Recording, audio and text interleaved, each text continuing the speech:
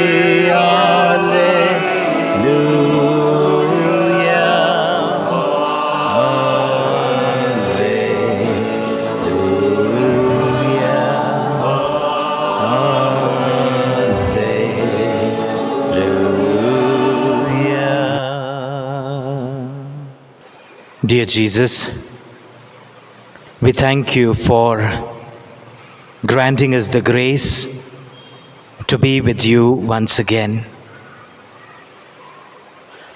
At times we find no words to express what it means to be with you when you are present here with us in the sacrament of the altar. We feel consoled. We feel someone who listens to us with all his attention.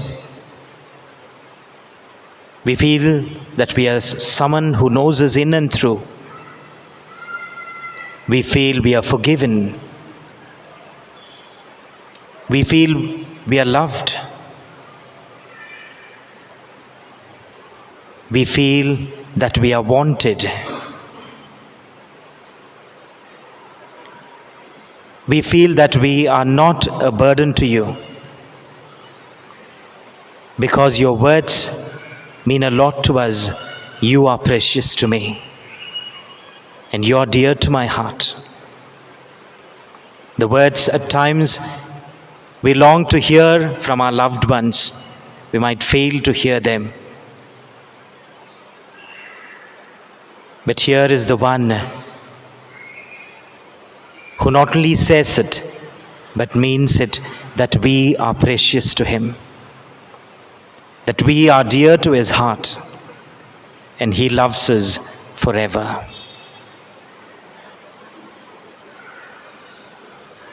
Dear Jesus, as we spend this time with you, help us to spend this time with you alone, to keep everything that worries us at your feet, everything that distracts us, everything that takes us away from you, to surrender them at your feet and to be with you. We make this prayer in your mighty name, O Lord. Amen. Kindly be seated. My dear brothers and sisters, and my dear children in Christ, we are once again before the Lord. And today, when we listen to the first reading and the Gospel speaks about the choosing of the apostles, taken from the Gospel of Mark. And very beautifully, the Lord tells the purpose of his calling, why he chose those apostles. And that is the purpose of all our calling too. The Lord has two purposes. St. Mark says, the Lord called whom he wanted. Whom he wanted. Perhaps there were so many disciples of Christ. So many disciples of Christ. But not everyone was called to be an apostle. The Lord chooses. And the purpose of that choosing, the purpose of that calling is twofold. The first one is to be with him. And that is what we are doing. To be with the Lord. Why am I a Christian? The basic purpose of my calling is to be with Jesus in everything that I do. In my words and my thoughts and my deeds, to be with the Lord. To be with him. That is, if someone were to ask us, why are you a Christian? I'm a Christian to be with Jesus. That is our basic calling. The basic purpose of our calling. To be with him.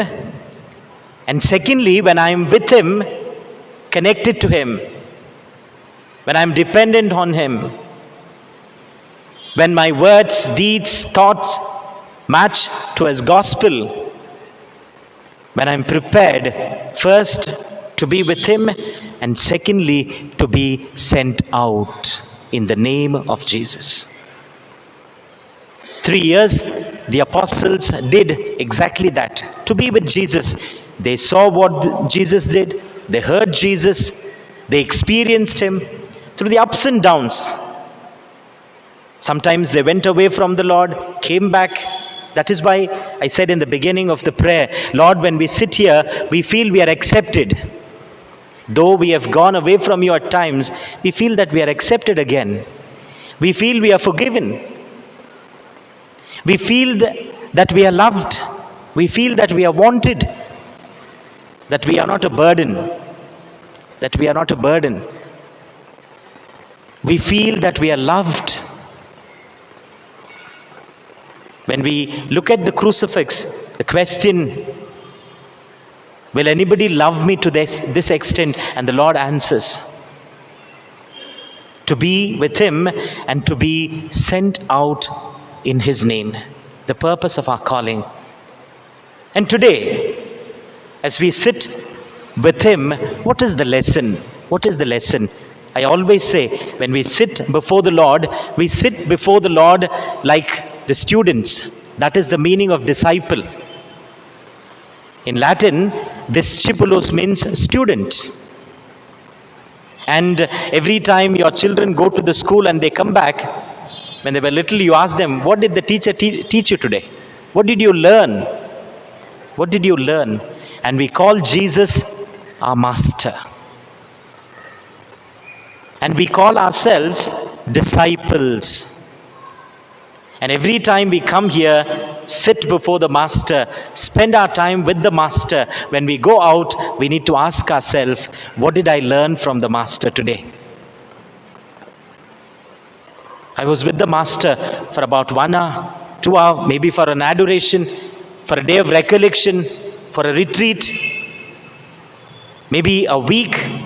What did I learn from the Master? I was at his feet, listening to him. He has spoken to me. And what is remaining in his teaching in my heart? And today, when we sit before the Master, what is the lesson, perhaps, from the Gospel and the first reading? The Gospel tells us that we are called to be with Jesus, to learn a lot of things. And Jesus himself says, learn from me, learn from me.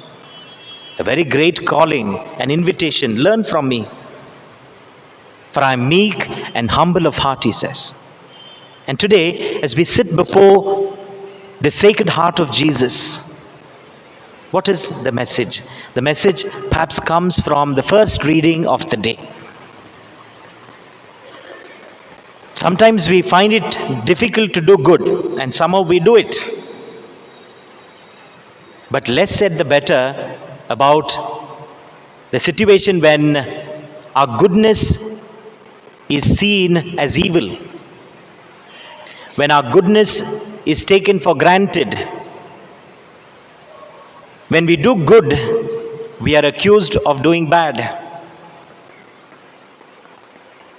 Someone wants to do something evil to us, but then to do good to them in that situation, very difficult. Very difficult.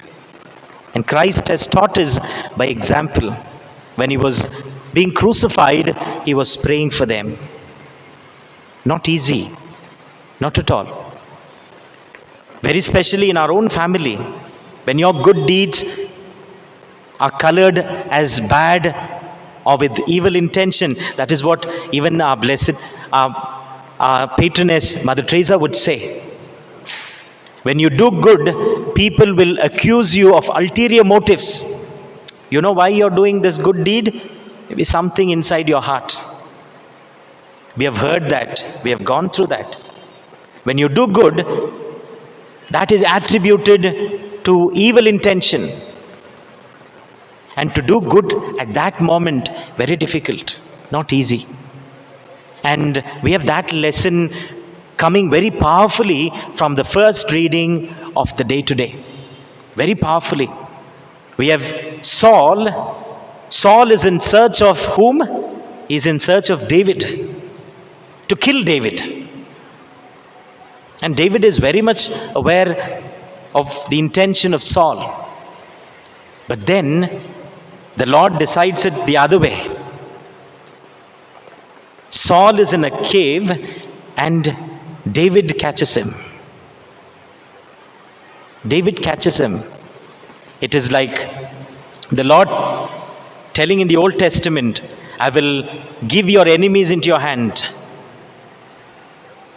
And now David has Saul before him and very much sure why Saul was there and what he would do if he had found David before. But look at the good intention of David. He says, I will not raise my hand against the anointed one. I will not kill Saul. When you know that someone who is right in front of you is waiting for your destruction, to wish good for them is where the presence of God flourishes. You have someone before you, you know that they're waiting for your destruction, waiting for your departure, waiting to get rid of you. But that time, when you wish good for them, when you ask the Lord to bless them, we become instruments of God. We become instruments of God, and God emanates His presence in and through us. In and through us. And today, perhaps as we sit at the feet of the Master, this is the lesson. The lesson comes from the first reading. What is the lesson that Jesus wants to give us today? And Jesus is someone who lived this message. Why even after 2000 years, and next year we are celebrating the jubilee of the birth of our Lord, 2025 years before. Even to this day, if the world is going mad after Him, if the world is still falling in love with Jesus, He not only said, He lived. When He was being crucified, tortured, made naked, in that moment He was praying for them. Not easy. When He went about doing good, they said, you are an incarnation of Satan. You are doing it by the power of Beelzebul, the prince of demons. When you do something good from the depths of your heart, and that is equated with evil deed, how much it would pain and hurt you. And Jesus says, I will continue. When He went about forgiving people, accepting them, showing them the mercy of God, they said, your Master eats with the drunkards, the sinners. But then He did it anyway. As Mother Teresa would put it, when you're accused of ulterior motives while doing good, do good anyway. But to do good anyway needs lot of spiritual strength, lot of inner strength, lot of the presence of Jesus within us. Otherwise it is not easy. You're thinking evil for me, wait, I have something better to give you. Very difficult. It was never easy for David to make that decision. Saul was waiting to kill him. Now the Lord has given Saul into his hands. With one decision, David could have finished Saul. His enemy is over. But he decides, no, I will not raise my hand against the anointed one of God. Anointed one of God. And today we ask for that grace as we sit before the Master. Lord, at times when I do good, I'm accused of evil deeds. When I do good, I'm accused of ulterior motives. When I do good, my goodness is not appreciated. It pains. It hurts. Help me to look at you on the cross. You telling the ones who crucified you, forgive them, Father. They know not what they do. Not easy. Unless we have Jesus within us, we will not be able to forgive. We have that great example of Sister Rani Maria, who was stabbed to death. And when the mother of that sister met that man who killed, stabbed Sister Rani Maria so many times, the first gesture we cannot imagine unless you are possessed by Christ. We say, no, someone is possessed by the evil spirit. We speak in those terms. Unless we are possessed by Christ, these kind of actions will not flow from us. The mother of that sister, Rani Maria, took the hands of the one who stabbed her daughter and kissed those hands. Unless we are possessed by Jesus, these kinds of actions will not flow from us. She took the hands of that man who stabbed her so many times and kissed those hands. And today, as we sit here, perhaps in our own ways, at times we too come across people like Saul, waiting for our destruction, waiting to put us down, waiting for our fall. And the Lord at times may put us right in front of them. And we ask Jesus today for his strength to say, I will not raise my hand against you. I will not wish something evil for you, though you have hurt me, though you have wronged me, though you have not understood my love and care for you, though you are unfaithful to me, though I feel rejected, I will not raise my hand against you. I will not wish something evil for you. And this can only come from Jesus. And this is the lesson as we sit at the feet of the Master for all of us. Today the Master has called us here, and we have gathered at the feet of our Master to learn this. Perhaps at the time when we wished bad for those people who are wishing bad for us. I'm doing so much of good for them, but they're waiting for my destruction. Let them get destroyed. We have done that. We have cursed people. And today we feel sorry, and we ask Christ's forgiveness today. Lord, at times, those who wished bad for me, I've wished bad for them again. I've cursed them. I'm sorry. Give me a heart like David to say, I will not raise my hand against you. Let us continue to adore the Lord who is here with a hymn.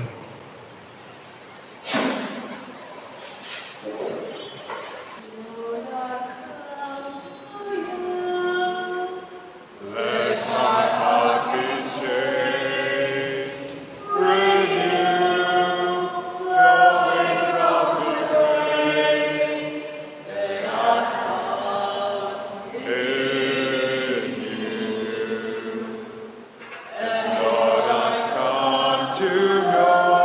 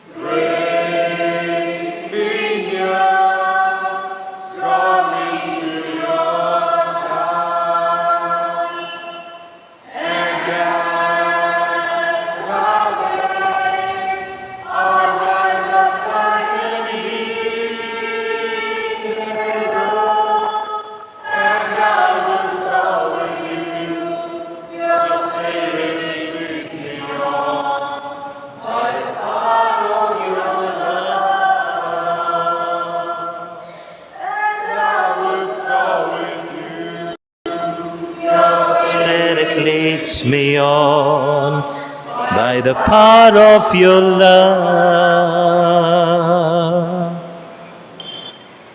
Let us silently remember all our intentions. The intentions that we are constantly praying for.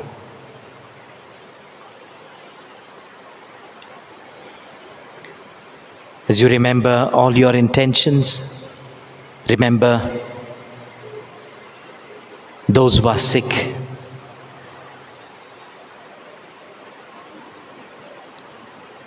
Remember those who have asked for your prayers.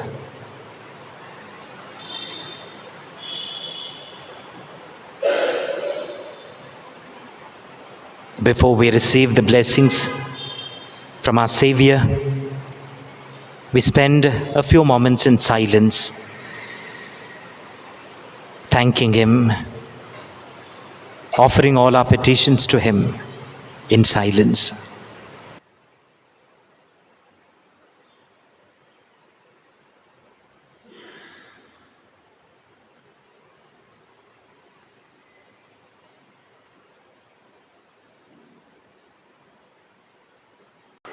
Let us now prepare ourselves to receive the blessings from the Lord. Let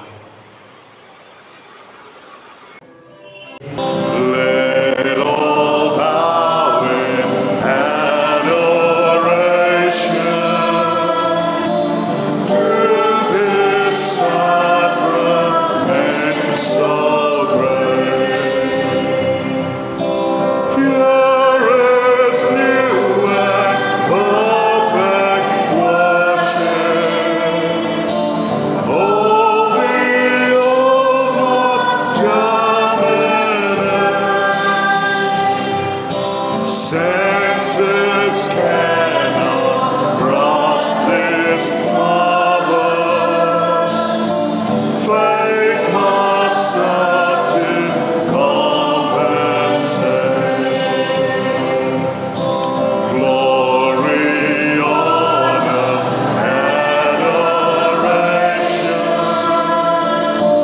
Let us sing with one accord. Praise be God, Almighty Father. Praise be mighty Son. Praise be God, the Holy Spirit. Triune God and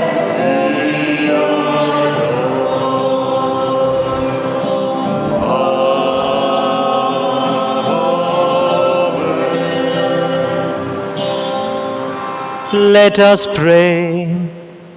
O God, when this wonderful sacrament has left as a memorial of thy passion, grant us, we beseech thee, so to venerate the sacred mysteries of thy body and blood, that we may ever experience within us the fruits of thy redemption, who livest and reignest world without end.